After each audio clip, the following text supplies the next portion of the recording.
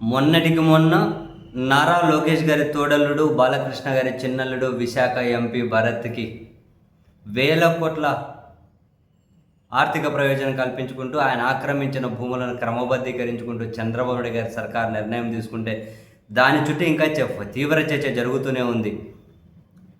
సొంత మనుషుల సంపద సృష్టి కోసం ప్రభుత్వ ఆస్తులనే ఇచ్చేస్తున్నారు అని.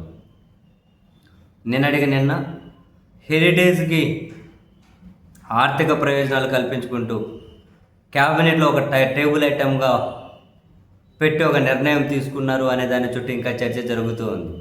తాజాగా ఈరోజు బాలకృష్ణ గారికి ఆర్థిక ప్రయోజనాలు కల్పించాలి అని చెప్పి చంద్రబాబు నాయుడు గారి సర్కార్ ఒక రహస్య జీవో జారీ చేసింది అని, అది ఇప్పుడు బయటకు వచ్చింది అంటూ బావ మరిది కళ్ళల్లో ఆనందం కోసం అని చెప్పి ఒక హెడ్డింగ్తో పత్రికల్లో కథనాలు. బావ మరిది కళ్ళల్లో ఆనందం కోసం, కుటుంబ సంపద సృష్టి కోసం పారదర్శకతకు పాతర అని. ఈ కథనాన్ని కనుక యథావిధిగా చూస్తే చంద్రబాబు బంధుప్రీతి కథా చిత్రం ఇది. సంపద సృష్టి హామీలతో గద్దెనెక్కిన చంద్రబాబు ఆ హామీలు ఇచ్చింది జనం కోసం కాదని, తన కుటుంబ సంపద సృష్టి కోసమే అన్నట్టుగా వ్యవహరిస్తున్నారు. బావ మరిది బాలకృష్ణ కళ్ళల్లో ఆనందం కోసం ఆయన ఆధ్వర్యంలో నడుస్తున్న బసవతారకం ఆసుపత్రికి ఆరోగ్యశ్రీ చెల్లింపుల్లో పెద్దపీట వేశారు. ఇందుకోసం గతేడాది చీకటి ఉత్తర్వులు సైతం జారీ చేశారు. గతేడాదేనట.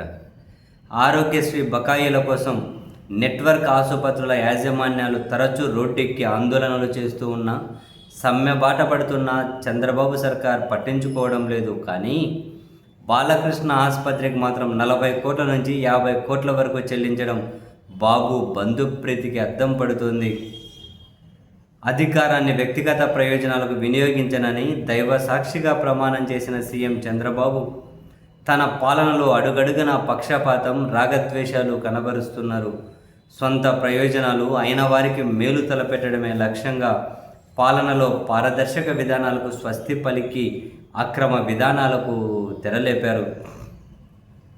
ఆరోగ్యశ్రీ పథకం కింద 3,000 కోట్లకు పైగా నెట్వర్క్ ఆసుపత్రులకు బకాయిలు పెట్టిన చంద్రబాబు తన బావమరిది హిందూపురం ఎమ్మెల్యే బాలకృష్ణ నడిపే బసవతారకం ఆసుపత్రికి మాత్రం శరవేగంగా బిల్లులు ఇచ్చేస్తున్నారు.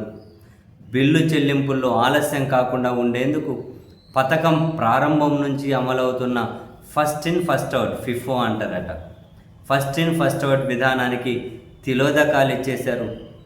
ఫిఫో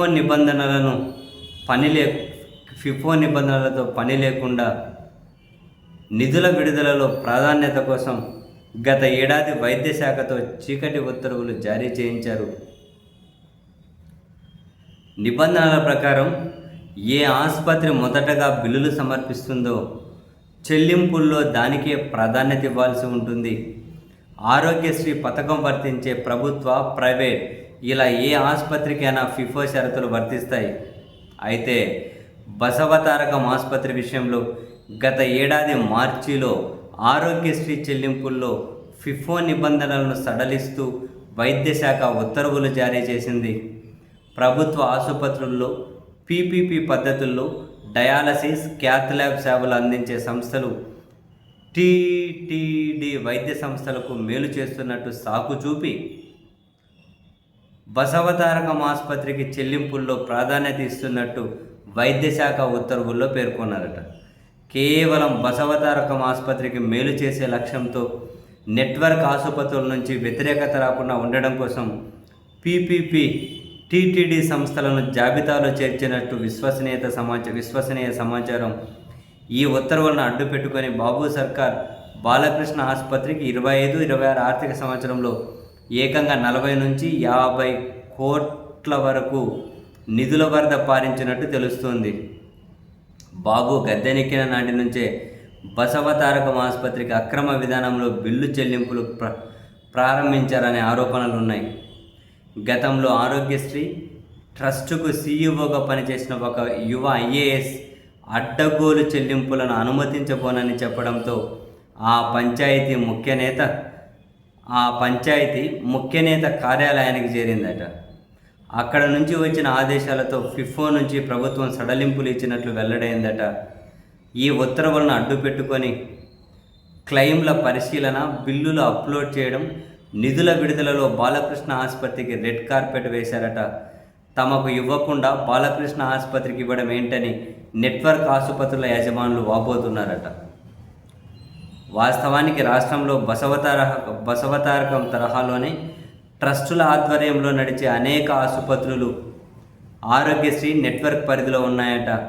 నెల్లూరులో ఇండియన్ రెడ్ క్రాస్ సొసైటీ, రాజమండ్రిలో GLN క్యాన్సర్ ట్రస్ట్, విశాఖలో లయన్స్ క్యాన్సర్ హాస్పిటల్, పుట్టపర్తిలో సత్యసాయి సూపర్ స్పెషాలిటీ ఆసుపత్రి, ఇలా అనేక ట్రస్టు, మిషన్ ఆసుపత్రులు ఆరోగ్యశ్రీ పరిధిలో సేవలు అందిస్తున్నాయట. బసవతారకం ఆసుపత్రి కూడా అలాంటిదే. అయినా కేవలం తన బావమరిది నడిపే ఆసుపత్రి కావడంతో వల్ల మాలిన బంధుప్రీతితో చంద్రబాబు నిధుల చెల్లింపుల్లో అవాంతరాలు లేకుండా చేస్తున్నారని చెప్పి విమర్శలు ఉన్నాయని చెప్పి ఒక కథనం రాసుకుంటూ వచ్చాయి పత్రికలు.